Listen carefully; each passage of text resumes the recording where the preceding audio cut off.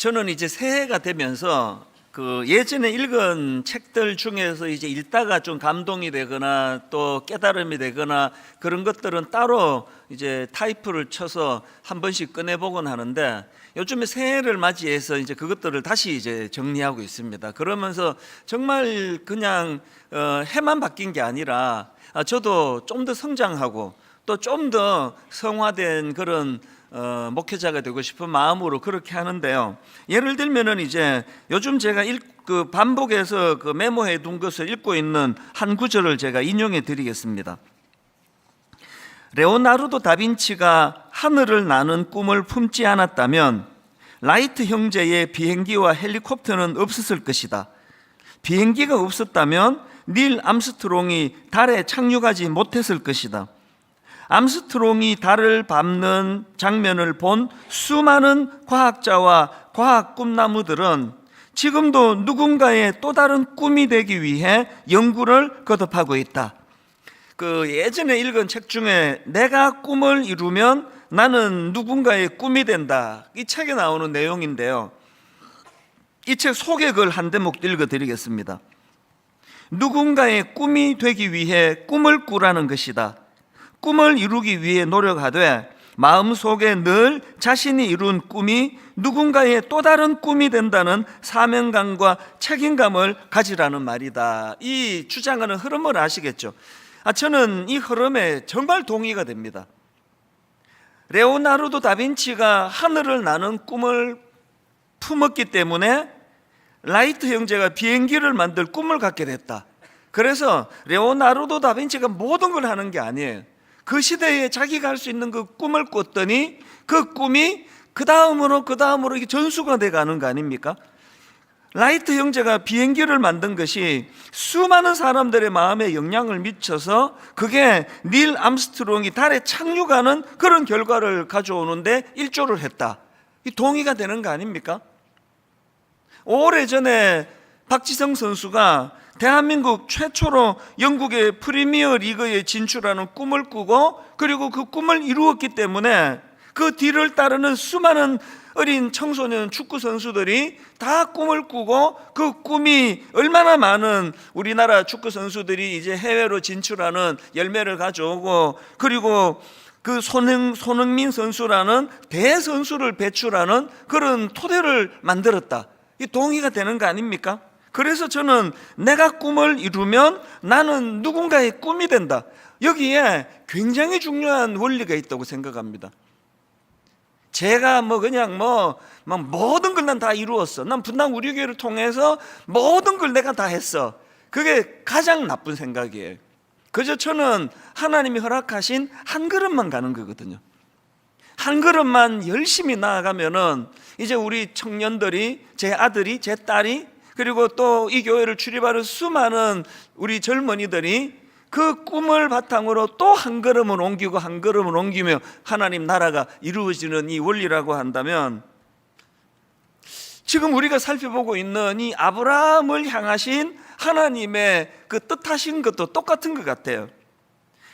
하나님께서 아브라함에게 꿈을 심어주셨고 그 꿈을 이루는 과정에서 하나님의 역사가 드러나고 그것이 또 꿈이 성취가 되고, 이게 수천 년이 지난 지금까지 그 아브라함을 향하여 이루어진 꿈이 오늘 동양에 있는, 한국에 있는 저에게까지 영향을 미치고 있는 게 신비로운 거거든요. 이게 하나님 나라예요.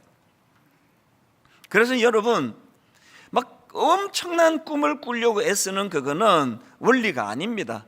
그래서 한 걸음만 가는 거예요. 한 걸음이 버거우면 반 걸음만 가는 거예요. 얼마나 많은 걸 이루어냈냐가 아니라 나는 꿈을 꾸었다. 날 구원해 주신, 그래 십자가 지신 예수 그리스도로 나는 변화되었고 나는 변화된 자들이 가지는 꿈을 꿀 수 있었다. 이게 가장 중요하다는 거거든요. 오늘 본문 말씀도 이런 관점으로 살펴볼 수가 있는데요. 오늘 본문에 보면은 이제 하나님께서 아브라함과 사라 부부에게 또 이제 오래전에 주셨던 언약, 하나님의 약속, 이 하나님 관점으로 이게 약속인데요. 이게 아브라함이 듣는 입장에서는 이게 꿈이 되는 거예요. 그 꿈을 다시 선포하시는데 그 하나님의 말씀이 선포되던 그 당시로 아브라함 부부는 엄청나게 지금 침체되어 있는 상황입니다. 얼마나 낙심해 있었는지 몇 주 전에 이거 우리가 살펴보지 않았습니까? 하나님의 말씀이 지금 아브라함 부부에게 들려질 때 그 상황과 그들의 반응을 보십시오. 창세기 18장 11절 12절입니다. 아브라함과 사라는 나이가 많아 늙었고 사라에게는 여성의 생리가 끊어졌는지라 사라가 속으로 웃고 이르되 내가 노쇠하였고 내 주인도 늙었으니 내겐 무슨 즐거움이 있으리요. 어떤 상태인지 전에 설명을 드렸잖아요. 나 같은 게 뭐 좋은 게 있겠냐고. 그래서 하나님은 가슴 벅찬 꿈을 선포하시는데 본인이 너무 깔아앉아 있으니까 그게 접수가 안 되는 거예요. 그래서 하나님의 놀라우신 꿈을 막 비웃어 버리는 거예요.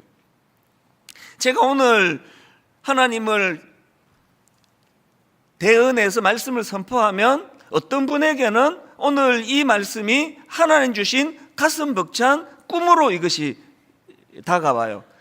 그런가 하면 또 어떤 분에게는 사라처럼 한번 목사님 맨날 저런 소리 하는 거지 뭐 그거 말고 뭔 소리 하겠어. 이렇게 이게 접수가 안 되는 이런 말씀으로 전락하는 분들도 있거든요. 그래서 저는 오늘 이런 부분에서 다시 한번 우리가 좀 힘들고 지치고 또 낙심하고 또 자기 자신에 대한 기대감이 별로 없고 하는 이 상황에서 아브라함에게 주신 말씀이기 때문에 이게 우리에게 어떻게 힘이 될 수 있는지, 어떻게 이게 우리의 꿈이 될 수 있는지 이것들을 좀 살펴보기를 원합니다. 하나님께서 지금 절망에 빠져 있는 아브라함과 사라를 만나 주시고 그래서 이제 상한 마음을 갖고 있는 아브라함에게 어떤 말씀을 주시는가 하니까 오늘 본문 창세기 18장 18절입니다. 아브라함은 강대한 나라가 되고 천하 만민은 그로 말미암아 복을 받게 될 것이 아니냐. 이거 많이 듣던 말씀 아닙니까? 계속 반복하시거든요. 가장 먼저 아브라함을 만나서 주셨던 말씀이 창세기 12장 2절 내가 너로 큰 민족을 이루고 내게 복을 주어 내 이름을 창대하게 하리니 너는 복이 될지라. 이게 하나님께서 아브라함을 만나서 언약, 약속의 말씀을 주셨고 아브라함은 이걸 꿈으로 받았던 거 아닙니까? 이 꿈이 너무 좋아가지고 아브라함은 무려 75세의 나이에 그 정든 고향을 떠나가지고 그 아는 사람 다 떠나가지고 홀로 이제 그 여정이 그 아내와 함께 이제 이 꿈으로 여정이 시작이 되는데요. 근데 오늘 본문에 와서 보니까 그렇게 벅찬 가슴을 가지고 그렇게 달려가던 이 창세기 12장에서의 아브라함과 사라의 모습은 온데간데 없고 그냥 깔아앉아 있는 거예요. 지쳐 있는 겁니다. 아까 사라의 그 고백을 통해서도 우리가 봤지만 나한테 뭐 선한 게 나겠느냐고. 그럼 뭐 어떻게 하다가 이렇게 됐냐고 궁금하시잖아요. 아니 그렇게 의욕으로 시작했는데 어떻게 하다가 이렇게 깔아앉아 버렸나?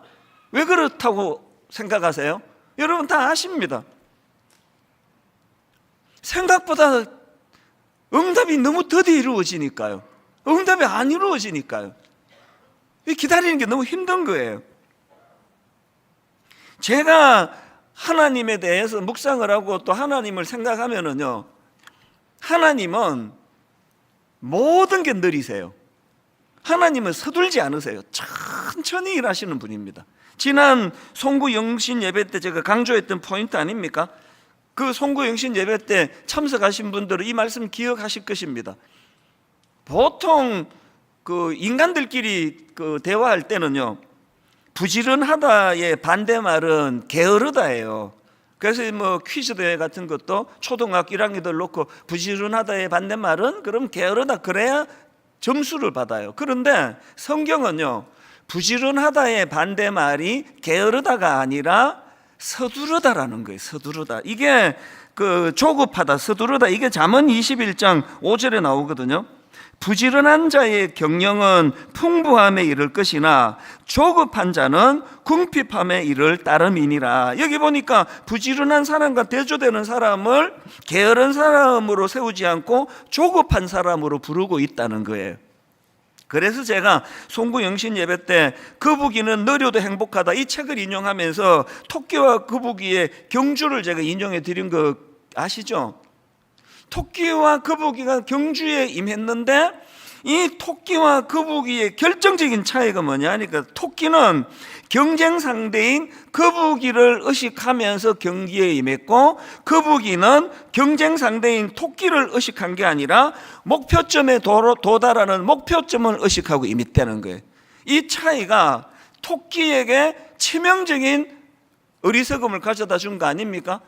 토끼가 막 달리다 보니까 의식하고 있는 경쟁 상대인 거북이가 상대가 안 되거든요. 그러니까 방심하죠. 바로 이제 들어누워 자는 거예요. 쉬었다 가도 되겠다. 여기에 반해가지고 거북이는 보니까 토끼가 자고 있어야지 막 그때부터 이길 수 있네 그러면서 막 미친 듯이 달려간 게 아니에요. 거북이는 그냥 제 걸음을 가는 거예요. 왜? 거북이에게 관심은 낮잠 자고 있는 토끼가 아니라 거북이에게 관심은 목표 지점이에요. 완주하는 겁니다. 그래서 거북이가 토끼를 이기는 게 목표라면 게임하자 할 때 절대 안 하죠. 그 질 것 뻔한데 내가 왜 하느냐고. 그래서 시도도 안 했을 거예요. 저는 송구영신 예배를 준비하면서 이 말씀을 묵상하고 난 이후로 계속 제가 제 마음에 드는 생각이 이거예요. 그리고 여러분에게 도전하고 싶은 게 이 포인트입니다. 여러분은 지난 한 해 토끼로 살았습니까? 거북이로 살았습니까? 대부분이 토끼로 살죠. 왜? 이건 뭐 초등학교 입학할 때부터 세상이 우리를 그렇게 몰고 가니까요. 선행학습. 모든 교육 전문가들이 다 얘기해요. 이 효과 없다고. 뭐 무슨 책이든 좀 읽어보세요. 이 효과 없다 그래요. 왜 합니까? 토끼가 하고 있으니까. 얘가 하고 쟤가 하는데 이거 나도 해야지. 그래서 우리 대한민국에서 자라는 아이들이 불상을 따름이에요. 대학교 딱 들어가면 그렇게 정신없이 12년 동안 공부했던 게 별로 쓰이질 않는데요. 전공? 꿈을 따라 택하는 경우는 뭐 거의 한 100에 1명 될까요? 점수 보고 과를 정해가지고 4년 내내 괴로워하는 게 우리나라 현실 아닙니까? 그 왜 그렇습니까?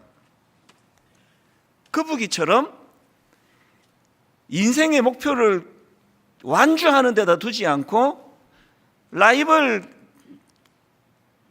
상대방을 이기는 것에다가 초점을 두고 그렇게 하다가 보니까 그래서 저는요 그 이민교회에서도 보면은 그 교회가 그냥 조금 성장하는 그 순간 담임 목사가 금방 교만해져 가지고 갑자기 거만해지고 막 함부로 성도들을 대하고 그러다가 쫓겨나는 이런 경우를 수없이 봤습니다.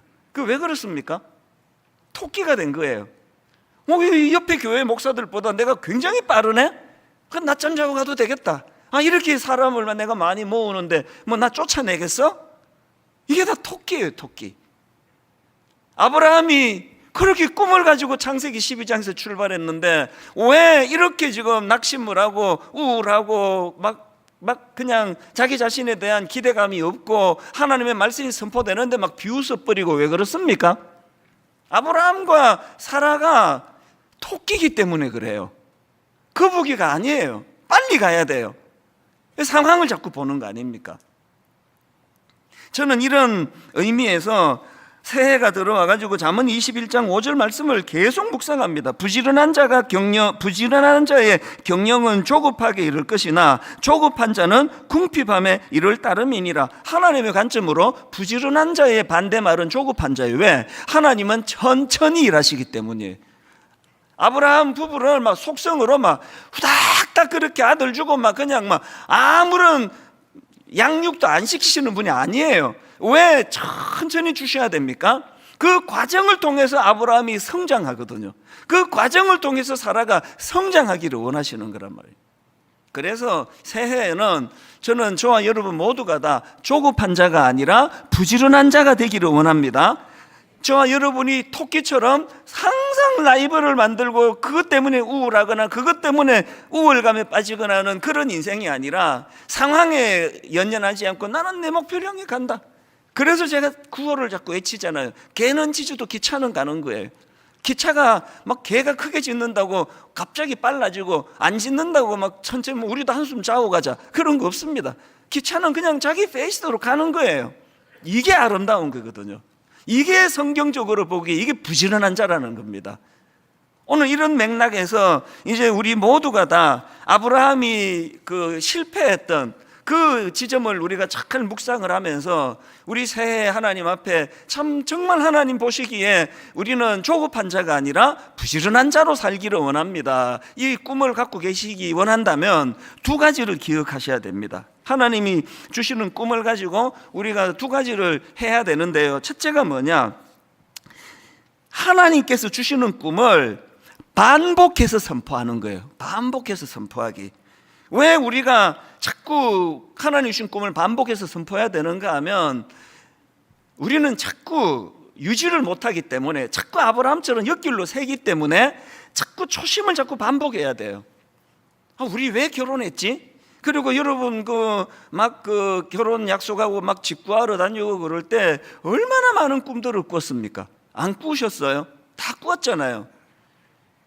첫 아이 임신하고 얼마나 많은 꿈을 꾸었습니까? 이 아이를 통해 하나님 어떻게 이 아이를 키우기 원하고, 그 모든 것들이 다 우리 초심을 갖고 있을 때 일어났던 일 아닙니까?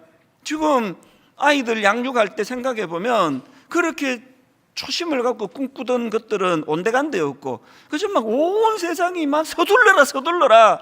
그래갖고 어떡하냐? 그래갖고 어떻게 토끼를 이길 수 있느냐? 거북이 어떻게 이길 수 있느냐? 그래서 자꾸 하나님 주신 꿈을 반복해서 선포해야 돼요. 이게 또 하나님 뜻이에요. 이 본문의 흐름을 한번 보십시오.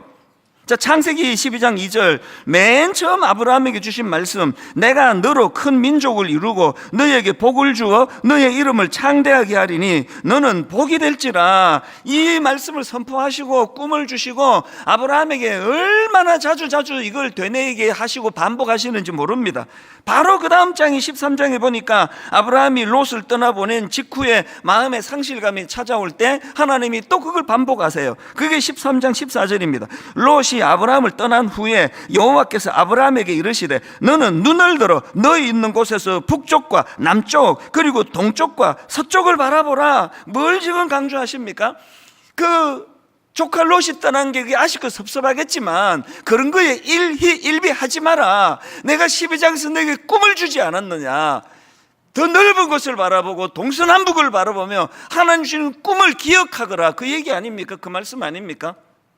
15장으로 가서도 마찬가지예요. 15장 5절, 주님께서 아브라함을 데리고 바깥으로 나가서 말씀하셨다. 하늘을 쳐다보아라. 내가 셀 수 있거든 저 별들을 세워보아라. 그리고는 주님께서 아브라함에게 말씀하셨다. 너의 자손이 저 별처럼 많아질 것이다. 12장에서 주신 꿈을 지금 되뇌이고 계시는 거 아닙니까?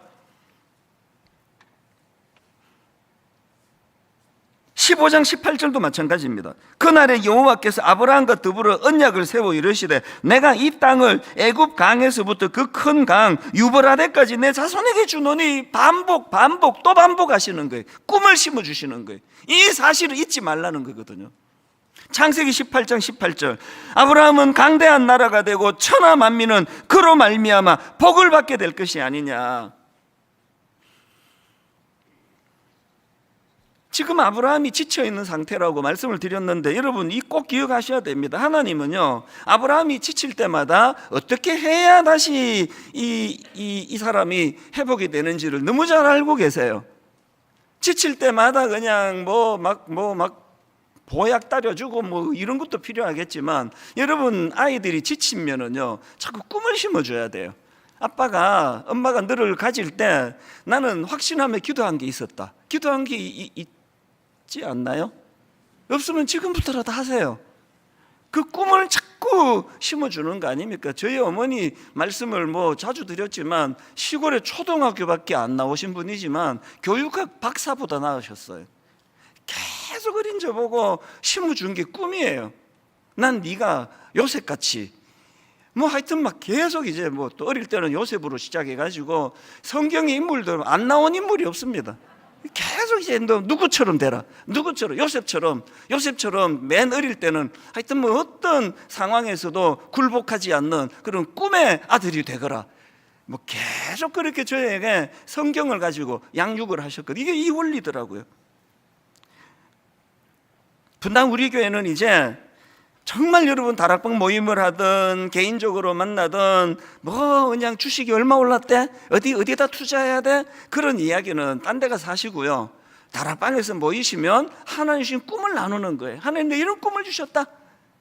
이 꿈이 드디어 응답이 되는 이걸 이찬수 목사님이 그러는데, 그거는 그 과정을 통해서 연거를 가게 하시고 그 응답되지 않는 그 모든 것들은 내게 꿈이 될 수 있다고 말씀하셨다.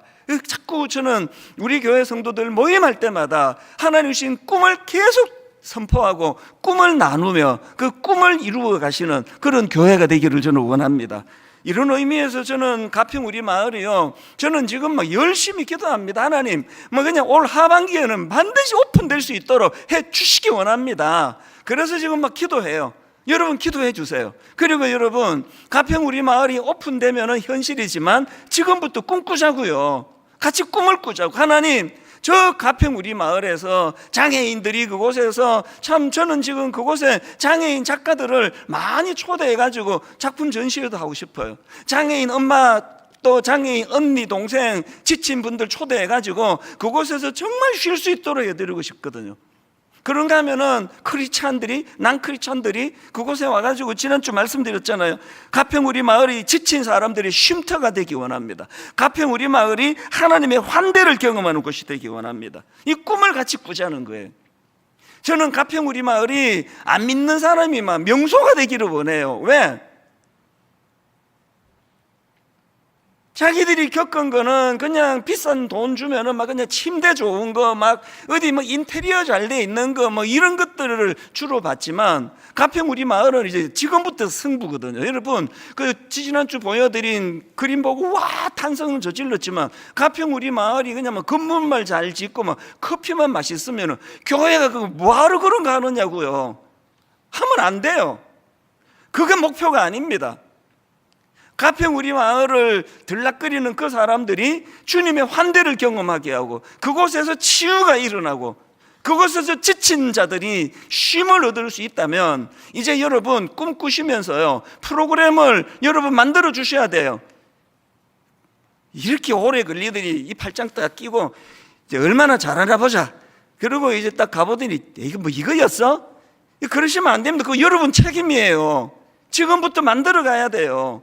그래서 이제 가평 우리 마을에 와서 사람들이 그 1시간 막히면 1시간 반 걸리는 거리를 왜 그곳을 찾아갈 수밖에 없는가, 이걸 주님 안에서 만들어내자는 거예요. 커피도 맛있을 거예요. 제가 너무 감사하는 것은요, 지난주에 설계하시는 뿌띠 프랑스 설계하신 교수님이 재능 기부로 그것들을 꿈으로 해주셨다 그랬는데, 또 저는 이해가 잘 안 됩니다. 이 랜드에서 전문가 직원 2사람을 파송해, 지난번 건축할 때 또 2분을 보내주셨다가 다시 돌아갔는데, 컴백했는데, 이번에는 이제 이 분야의 전문가를 직원 2사람을 또 보내줬어요. 그리고 사실 이제 회장님이 이런 거 막 자꾸 얘기하는 거를 되게 싫어하시기 때문에 그분이 설교 안 듣기를 바라면서 제가 이야기하는데, 이분이 깜짝 놀랐습니다. 이제 분당 우리 교회로 직원 2사람을 파송하고, 이게 그 일랜드 일도 아니니까, 그래서 회사 돈으로 월급을 주시는 게 아니라 이분이 사비를 지금 주고 있대요. 그 왜 그래야만 됩니까? 우리 교회에 다니시는 분도 아닌데 왜 그래야 되는지 저도 몰라요. 하나 알아요. 그게 하나님이 제게 주신 부담이에요. 그래서 가평 우리 마을은 진짜 독특한, 그래서 그곳에서 쉼이 일어나고 회복이 일어나고 약자들에게 용기를 주는 일이 일어나고, 그런 일들을 우리 꿈꾸면서 같이 만들어 가자는 거예요. 그러려면 이게 저의 꿈만이 아니에요. 이제 오늘부터 여러분들이 같이 꿈꾸기를 원합니다. 근데 자꾸 꿈꾸러 현장을 오시려고 그래가지고 지금 그 막 이것저것 하기 때문에 그냥 꿈꾸세요. 그냥 꿈꾸시면 돼. 안 가셔도. 드림센터 사역하는 뭐 어떻게 될지 잘 몰라요, 저도. 그러나 꿈꾸는 거예요. 하나님 저 드림센터를 우리가 사회 환원했을 때 저기에 믿는 사람뿐만 아니라 안 믿는 사람까지 저곳에서 놀라운 일이 일어나기를 원합니다. 같이 꿈꾸자고요. 하나님 주신 꿈을 자꾸 선포하고 나누는 겁니다. 홈페이지 들어오셔가지고요, 이제 가평 우리 마을에 이제 커피만 마시고 뭐 어디 좋은 데 가서 그냥 와 인테리어 잘했다 이렇게 하고 끝내지 않기 위하여 여러분들이 정말 이런 아이디어들이 있으시면 홈페이지에 당장에 오늘 들어오셔가지고 메일로도 좋고 전화로도 좋고 그런 아이디어를 주시면서 꿈을 계속 공유하고 선포해 주시기를 바랍니다. 이게 첫 번째예요. 그런가 하면 두 번째로 우리가 아브라함과 사라처럼 중간에 낙심하고 중간에 변질되지 않기 위해서는 오늘 해야 할 일에 충실하기예요. 그 조근호 변호사님이라는 분이 있는데 이분이 이제 월요 편지라고요. 이제 매 월요일마다 많은 분들한테 이메일을 보내주세요. 저에게도 보내주시는데요. 지난주에 제가 이 월요 편지를 보니까 시 하나를 거기서 제가 발견했는데 하나님의 놀라움이에요. 이번 주 설교를 이렇게 준비하는데 이 시를 보내줬어요. 이 시 제목이 나는 오늘 무엇을 했던가 이겁니다. 자, 그 시 내용 한번 들어보십시오. 내년에 많은 일을 할 계획인 나는 오늘은 무엇을 했던가? 앞으로 많은 돈을 기부할 생각인 나는 오늘은 무엇을 주었던가? 미래에 멋진 저택을 짓고 싶은 나는 오늘은 무엇을 지었던가? 달콤한 몽상은 행복에 젖어들게 하지만 내가 아니면 누가 그 일을 하겠는가? 그렇다. 누구나 자신에게 이런 질문을 해야 한다. 나는 오늘 무엇을 했던가? 제가 이 시를 카페에 가지고 묵상을 하다 여기 나오는 걸 보면서 제가 몽상가 이거 내가 국어 사전을 찾아봤습니다. 몽상가 이렇게 설명합니다. 실현성이 없는 헛된 생각을 즐겨하는 사람. 그래서 이 몽상가들은요 실행이 약해요. 그리고 오늘이 게을러요. 이 오늘 게으른 걸 그걸로 그냥 이렇게 커버하는 거예요. 그래서 진짜 하나님 주시는 꿈을 꾸는 사람은 오늘이 강합니다. 오늘 내가 뭘 하지? 제가 일만성도 파송 운동 선언하고 10년 동안 정말 뭐 말로 다 할 수 없는 두려움과 또 지치고 피곤하고 힘든 시간을 보냈지만 저는 한 번도 하나님께 때를 써본 적이 없습니다. 하나님 지금 일만성도 파송 운동 때문에 시간을 얼마나 뺏기는데 내 이번 주 설교 조금 부실한 거 이해해 주셔야 되는 거 아닙니까? 그렇게 떼쓴 적이 한 번도 없습니다. 가평 우리 마을이 늦어져서 마음고생 엄청나게 하고 잠을 못 이루는 적이 있었다 할지라도요 이것 때문에 내가 이번 주에 설교를 내가 소홀히 할 수 없다는 생각, 이게 하나님 주시는 마음이거든요. 어떤 큰 꿈을 꾸고 있더라도 오늘을 소홀히 하지 않는 그 사람이 하나님의 꿈을 이룬다는 사실입니다. 본문에 보면은 하나님께서 지쳐있는 아브라함과 사라에게 놀라운 꿈을 펼쳐 보이시고는 하나님의 그 방향 전환을 한번 보십시오. 그렇게 꿈만 잔뜩 심어주고 그렇게 끝내지 않으시고 20절에 보면은 주님이 또 말씀하세요. 자, 20절을 세 번역으로 보십시오. 주님께서 또 말씀하셨다. 소돔과 고모라에서 들려오는 저 울부짖는 소리가 너무 크다. 그 안에서 사람들이 엄청난 죄를 저지르고 있다. 지금 바로 그 앞에서 하나님이 장차 일어나게 될 꿈을 심어주셨는데 그렇게 하고 끝내지 않고 현실의 소돔과 고모라의 타락을 주님이 언급하고 계시다는 거예요. 하나님께서. 그랬더니 여러분 하나님의 말씀 앞에 반응하고 귀를 기울이고 그 가운데 그 회복이 됐다고 생각하는 아브라함의 행동을 저는 너무 감동을 해요. 아브라함이 어떤 반응을 보이는지 아시죠? 소돔과 고모라의 타락과 심판에 대한 그 말씀을 듣고 난 다음에 아브라함이 23절입니다. 아브라함이 가까이 나아가 이르되 주께서 의인을 악인과 함께 멸하려 하시나이까? 그러면서 절박한 심정으로 하나님께 매달려요. 호소합니다. 24절 그 성중에 의인 50명이 있을지라도 주께서 그곳을 멸하시고 그 50의인을 위하여 용서하지 아니하시리까? 그리고는 또 좀 이따 28절에 만약에 거기서 50의인 중에서 5명이 부족하다면 그래도 용서해 주시지 못하시겠습니까?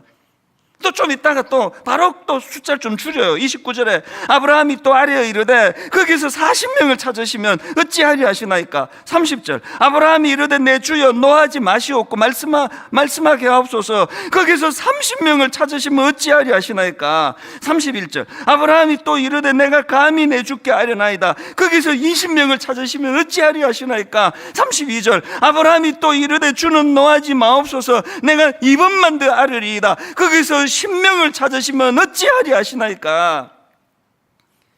영화 신들리스 생각이 안 나세요? 내가 타고 다니던 이 고급 자동차만 팔았더라도 내가 그때 몇 명인지 기억이 안 나지만 내가 유태인 내가 10명을 더 구할 수 있었는데, 이거 팔았더라면 몇 명을 더 구할 수 있어. 나중에는 이 금리빨 이거 내가 뽑아가지고 팔았더라면 유대인 1명을 더 구할 수 있었는데, 우리가 쉰들러라는 사람을 왜 그렇게 마음으로 놀랍게 존경합니까? 현재가 강한 사람이거든요. 현재 이거 팔아가지고 아브라함이 하나님 만나 꿈이 회복이 되고 장차 주실 꿈을 가지고 가슴이 벅찼다면 아브라함이 이런 행동을 해야 되는 거예요. 소돔과 고모라 방치하지 않고 그들을 구원해야 되겠다. 이게 몽상가랑 다른 거 아니겠습니까? 오늘 대체적으로 기독교인들이 욕을 먹어요. 이것 때문에 말만 잘한다는 거예요. 하여튼 내일 할 일은 막 엄청 꿈을 크게 말하는데 오늘 안 해요. 오늘 우리 당장 가평 우리 마을은 아직 연말일 2학기 하반기고요. 성가대 인원이 부족합니다, 여러분. 당장 오늘 주일학교 교사가 지금 부족해요. 부족한 게 아니라 지금 위험한 상태예요. 몽상가로 살지 않으시기를 원합니다. 그러면 뭘 해야 됩니까? 뭐 엄청 많죠, 이 악한 시대에. 그런데 하나님께서는요, 그 중에 가장 중요한 것으로 다음 세대 자녀 교육을 꼽으세요. 자, 오늘 본문 보세요. 19절 세 번역입니다. 내가 아브라함을 선택한 것을 딱 꼬집어 말합니다. 내가 아브라함을 선택한 것은 그가 자식들과 자손을 잘 가르쳐서 나에게 순종하게 하고 옳고 바른 일을 하도록 가르치라는 뜻에서 한 것이다. 그리고 그 다음 결론을 보십시오. 그의 자손이 아브라함에게 배운 대로 행하면 나는 아브라함에게 약속한 대로 다 이루어 주겠다. 오늘 우리가 해야 되는 가장 중요한 것은 자녀 교육이라고 하나님 말씀하세요. 그리고 그 배경 아시죠? 소돔과 고모라. 저는 확신합니다. 오늘 이 시대 전 세계 특히 선진국이라는 나라들 꼴을 보면은 오늘 우리 시대는요, 소돔과 고모라에게 절대로 뒤지지 않습니다. 타락한 걸로 치면. 제가 두려운 게 뭔지 아십니까? 언제부턴가 동성애 그러더니요, 이제는 그게 계속적으로 발전을 해 나가요. 나쁜 쪽으로. 최근에 제가 신문 기사를 보고 진짜 두려움이 찾아왔습니다. 머리 기사가 이렇습니다. 동성 부부 넘어 한 아이 두 엄마 인정 나선 독일. 뭐 짐작하시죠? 이제 여성 동성애자 두 사람이 이제 결혼을 했어요. 이제 뭐 혼인 신고도 되니까 결혼을 했어요. 뭐 애는 뭐 여자 둘이서 낳을 수는 없을 거고 뭐 뭔지는 잘 모르겠어요, 저도. 그래서 이제 뭐 입양을 했다고 치자고요. 그러면 우리가 아는 가정은요, 한 엄마와 한 아빠가 아이들을 기르는 거 아닙니까? 이제는 독일에서 그 선진국에서 이제 엄마 둘이라도 된다는 거예요. 그래서 이제 학교를 가면 얘가 우리 엄마 아빠는 없고 엄마만 둘이다. 그 오래전에 캐나다에서 결혼식 제가 한번 소개해드렸잖아요. 결혼식이 신랑이 2사람이고 신부가 3사람이에요. 그 이 3사람이 이제 한 가정을 이루어요. 그럼 이게 뭐 어떻게 되는 겁니까? 제가 두려운 건요, 우리 아들의 아들 세대가 가면 가정이라는 단어가 없어질 것 같아요. 이 가정이 지금 붕괴되고 있거든요. 이거 방치하시면 안 됩니다. 그래서 여러분, 제가 오늘 정말 여러분 제가 좀 막 강권적으로 제가 여러분 좀 매달려 때를 쓰고 싶은데요, 이 책 기억하십니까? 우리 자녀 성경적 성교육 시리즈. 이게요, 남자와 여자는 왜 달라요? 이게 몇 살짜리인가? 3살부터 6살짜리부터 시작해가지고 이게 이제 각 연령별로 고등학교 연령까지 이게 성경적인 성교육 시리즈예요. 이거를 만들었더니 막 또 이제 막 반대하고 막 이 문제를 삼고 하는 분들이 계셔가지고 이거를 개정하는데 1년이 걸렸습니다. 그 담당 목사님들하고 막 부산에 차 몰고 가가지고 설득도 하고, 그리고 이 책은 이제 미국에서 판권이 있기 때문에 출판사 통해서 미국 그 출판사에 막 사정을 하고 한국 정서가 이랬다 한 번만 봐달라. 미국은 그 원판을 이런 식으로 바꿔 쓰는 걸 일절 허락을 하지 않는데요. 1년을 설득했습니다. 그래서 만들었어요. 그리고 이번 겨울 방학 동안, 내일부터 하세요. 오늘부터 하세요. 우리 오늘이죠. 오늘부터 홈페이지 오시면요, 이 책 강의 다 준비가 되어 있습니다. 여러분 부탁하는데, 이런 말 20년 만에 처음 합니다. 저 설렁탕 한 그릇 사주신다 생각하고 이 책 구입하세요. 진짜 부탁합니다. 그리고 아빠는 아들에게 영향을 미쳐요. 엄마는 딸에게 성교육을 시켜야 돼요. 이거 다 도와드릴 거니까요. 그래서 여러분, 소돔과 고모라를 방불케 하는 이 시대에, 상상을 초월하는 가치관의 혼란의 이 시대의 애들을 학교 보내놓고 방치하시면 안 되는 거거든요. 할 일 많은데 그 중에 가장 중요한 할 일이 자녀 교육입니다. 다음 세대입니다. 결론을 오늘 이렇게 저는 맺기 원합니다. 요즘 한 구절 묵상 잘 하고 계시죠? 어제 한 구절 묵상을 제가 보니까 시편 18편 29절이더라고요. 내가 주를 의뢰하고 적군을 향해 달리며 내 하나님을 의지하고 담을 뛰어넘나이다. 너무 어제 제가 이 구절 읽으면서 정말 하나님, 한번 적군을 향해 달리기 원합니다. 한번 담을 뛰어넘기 원합니다. 그런데 나는 그거 할 수 없으니 전제가 뭡니까? 내가 주를 의뢰하는 거예요. 내 하나님을 의지하는 겁니다. 오늘 여러분 1월 둘째 주예요. 작년 기억하시죠? 와, 세월 빠르다. 한 해가 벌써 기울어지네. 그랬었는데 지금 1월 둘째 주가 됐습니다. 오늘 할 일, 늦추면 안 됩니다. 자녀들을 제대로 양육하고 오늘 해야 될 일을 최선을 다해서 소돔과 고모라를 위해 중보기도 하고, 그런가 하면은 계속 하나님이 주신 꿈을 계속 선포하는 거예요. 계속 반복하고.